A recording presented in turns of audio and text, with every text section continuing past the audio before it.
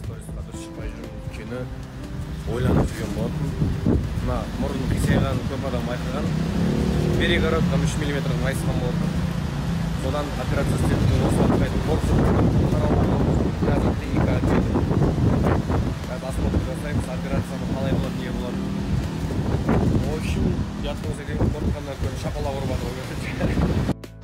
В общем, сөйлестік барлығын таңертең келіп анализ тапсырамыз. Одан кейін тағы бір жерге барып соғамыз. Барлығы жақсы болса 30 күні операция жасаймыз. Қорқыватыр. Қалада еще кайфпен. Музыка оқып еще. Клиникадан шығып тамақтанып үй жерге келедім. Осы айтайыншы деймін, Алматыда, басқа қалалар білмеймін, Алматыда жүргеннен кейін, осы Алматыда жаңбыр жауса, жел тұрса, бір, түсінді ғой, мен видео түсірейін деп жатқанымшы. Акимат дұрыс, мана қыз қарап жатыр.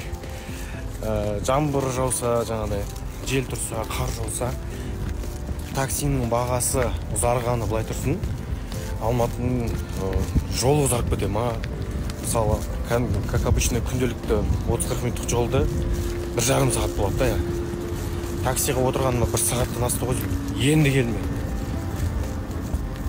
Жаңбыр жауады, жол ұзармайды ғой, сол жол ғой, неге өтеді деймін да, бағаны 2 еселетіп көтеріп жібереді. Мысалы 3,5 теңге келдім, хотя ол жол 800 теңгелік жол. Ары кетсе 800 теңге барып келетін жолды 3,5 теңге